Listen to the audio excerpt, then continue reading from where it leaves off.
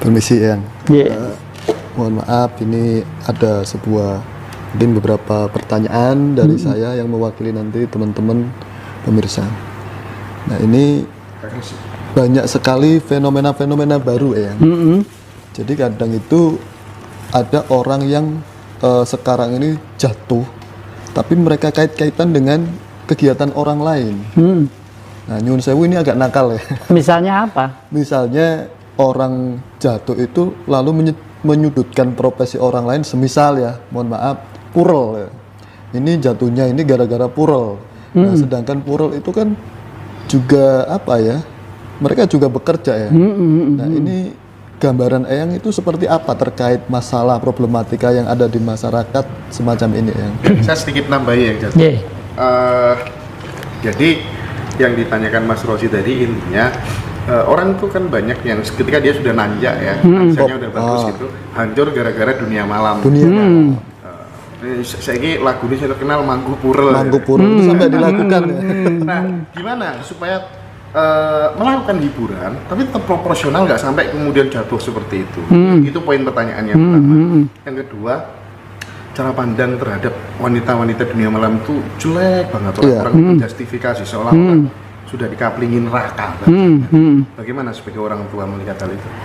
Kalau saya pikir secara realita saja, pada waktu saya masih tugas di Departemen Penerangan, itu kan sering masuk ke tempat-tempat apa ya, hiburan malam, bukan hiburan malam, siang juga buka itu. Misalnya kalau di Surabaya Doli itu ya, di situ saya itu malah justru menangis, meneteskan air mata. Tidak mungkin ada sebab seperti itu kalau kondisi situasi sosial, politik, dan kemasyarakatan tidak sampai dia itu berbuat seperti itu.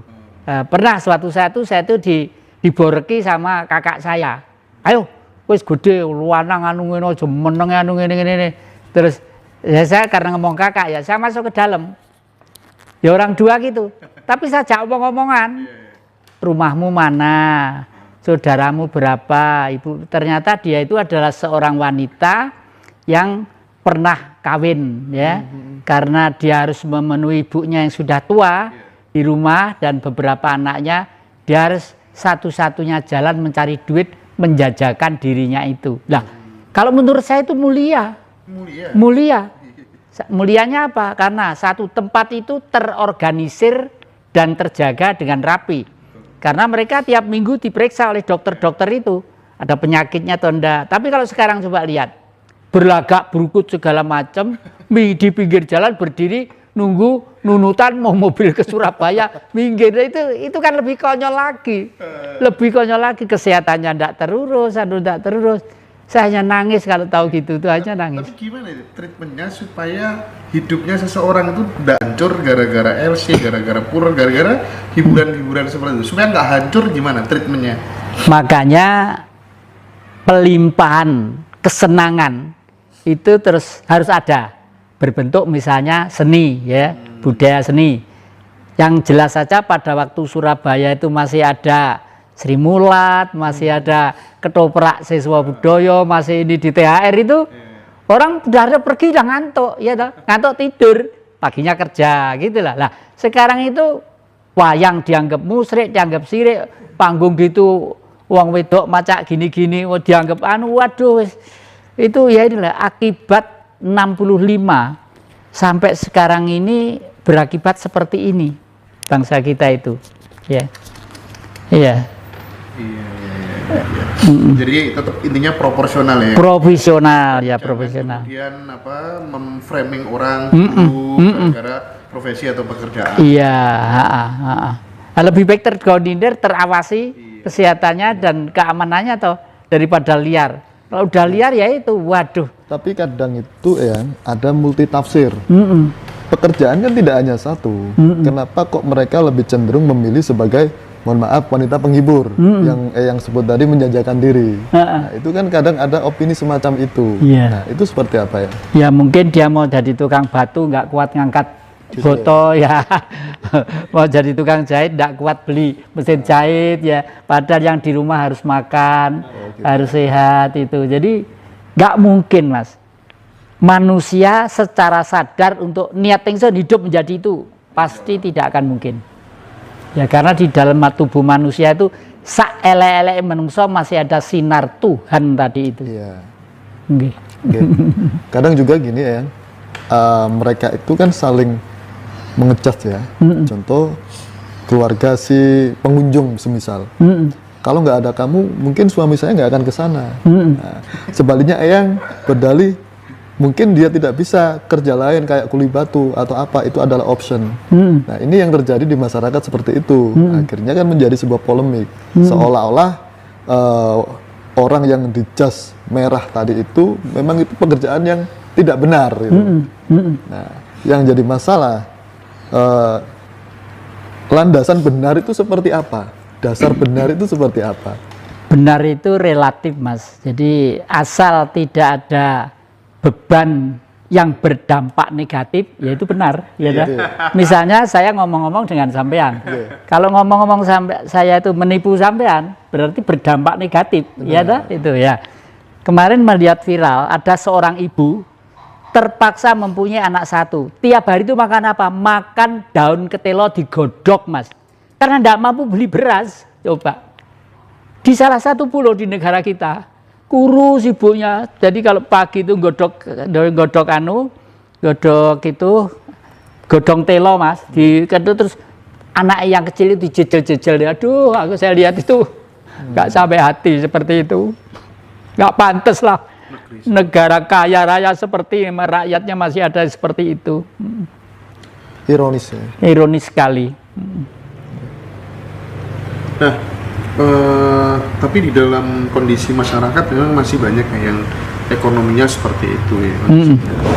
Yang saya pengen dengar wejangan dari Eyang Jati, bagaimana mereka tetap bisa bergembira, tetap bisa bahagia meski kekurangan uang, ya nggak punya pekerjaan tetap. Gimana rumusnya, seperti apa ini? Rumusnya sistem pemerintahan negeri ini harus dirombak secara revolusioner. Ya, tadi itu. Hanya dipimpin oleh seorang raja saja. Nanti itu akan kembali ke sistem bagaimana Majapahit berkuasa.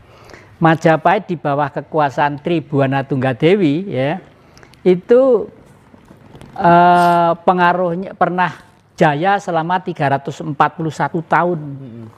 Itu Tribhuwana Tunggadewi itu cucunya Kendedes gitu ya.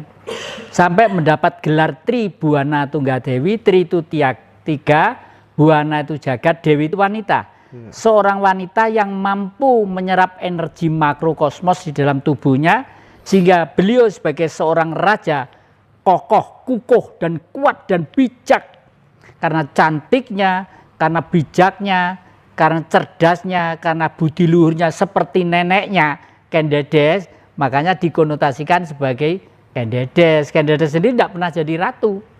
Itu cucunya. Ya. Lalu menjadi seorang dewi di Majapahit dan memulai masaknya adalah di Singosari, Setelah Majapahit berdiri, supaya Majapahit itu bisa langgeng sistem kekuasaannya sampai 341 tahun, diadakan sekolahan supaya Hanggabaya, menteri-menteri dan pemuda-pemuda dan perwira-perwira itu cerdas. Sekolahan ini namanya Candi Palah, yang sekarang terkenal dengan Candi Penataran gitu. Ya, Jati pernah nggak bertanya kepada ini, karena banyak ini yang pengen tahu sebenarnya nanti itu prediksinya yang Jati ya. Barangkali mungkin bisa bertanya kepada guru sejati atau apalah. Pemerintahan saat ini nanti kira-kira masih akan berkuasa lagi apa enggak? Atau bahasa lebih konkretnya PDIP masih akan tetap memimpin republik ini apa enggak kira-kira? Atau ya, apa? Saya kemarin melihat viral ada seorang tua, umurnya tuh 133 tahun, wanita. Sudah tidur aja begini. Tapi ini saya ngutip wawancaranya wartawan pada beliau loh ya. Bukan saya ini. Ditanya sama wartawan atau apa? Bagaimana siapa yang menjadi presiden nanti? Loh, dia tuh jawab itu ke siapa? Anies katanya. Anies gitu. Loh, saya sendiri ya loh.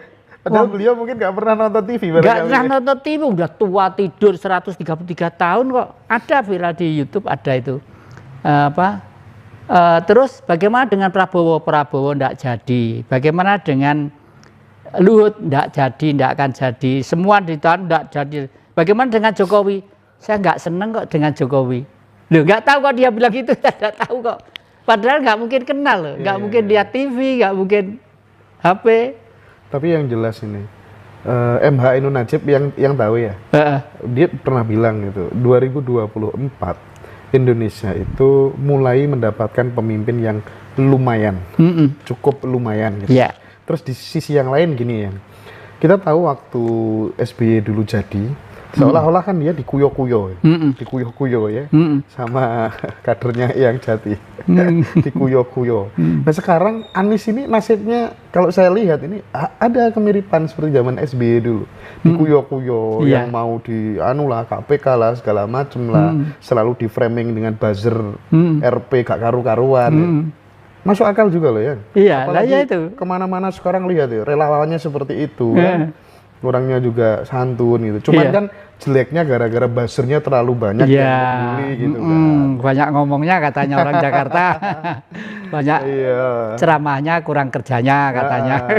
Tapi kan dijawab dengan prestasi. Dijawab dan selalu tenang gitu loh.